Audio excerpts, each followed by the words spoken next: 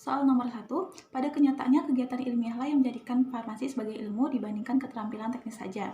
Hal ini dikarenakan kegiatan ilmiah memiliki karakterisasi harus bersifat saintis dengan adanya langkah-langkah yang sistematis untuk mendapatkan sebuah informasi baru yang mana nanti akan diolah menjadi sebuah pengetahuan, sehingga dapat dikatakan menjadikan farmasi sebagai suatu bidang ilmu karena memberikan pengetahuan baru pada bidang tersebut yang memang kredibel berdasarkan penilaian yang tepat, sehingga hasil kegiatan ilmiah tadi dapat menghasilkan suatu pengetahuan yang valid yang dapat dipercaya. Sedangkan keterampilan teknis yang dimiliki oleh seorang farmasis itu merupakan hasil yang timbul dari pengulangan praktik atau aplikasi dari pengetahuan yang ada secara terus-menerus, yang mana akan berkembang menjadi skill karena pengalaman, jadi berhubungan dengan pengalaman empirik masing-masing dari farmasis itu sendiri. Dan untuk mengklaim tindakan keterampilan teknis tersebut sebagai suatu bidang ilmu, menjadikan farmasi sebagai ilmu, maka harus dikaji dan diteliti menjadi suatu topik riset dengan langkah dan metode sistematis yang ilmiah, sehingga terbukti dan diakui sebagai suatu pengembangan ilmu pengetahuan yang baru. Nah, untuk contohnya di sini adalah yang pertama dalam evaluasi quality control tablet.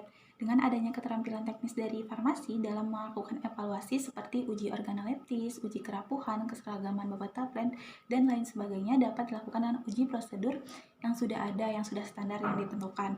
Namun dengan adanya penelitian pada kegiatan evaluasi tersebut, maka akan menjadikan proses evaluasi ini menjadi lebih saintis.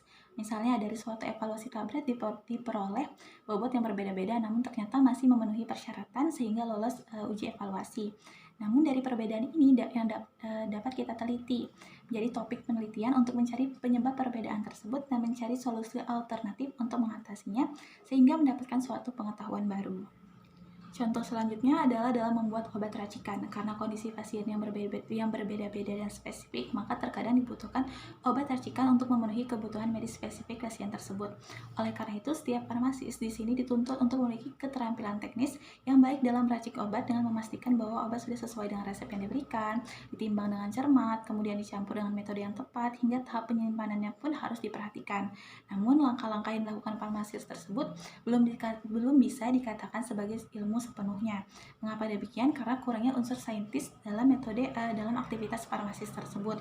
Nah, dengan adanya riset untuk dasar pemilihan setiap langkah yang farmasis lakukan, maka dapat menjadikan aktivitas ini menjadi lebih ilmiah dan dapat diklaim sebagai suatu bidang ilmu karena memberikan pengetahuan kepada orang lain. Misal, bisa saja pada pemilihan bahan aktif pencampuran racikan obat tersebut dapat dievaluasi, diteliti perbandingan mana yang lebih efektif dan minim resiko interaksi antar bahan, karena dikarenakan obat racikan di sini artinya kita mencampur bahan-bahan aktif yang umumnya sangat beresiko terjadi inkompatibilitas, sehingga terkadang sulit ditemukan dalam sediaan jadi dan mengharuskan dibuat dalam bentuk obat racikan. Nah, hasil dari penelitian tersebutlah yang dapat dikatakan sebagai pengetahuan baru sebagai ilmu dalam farmasi.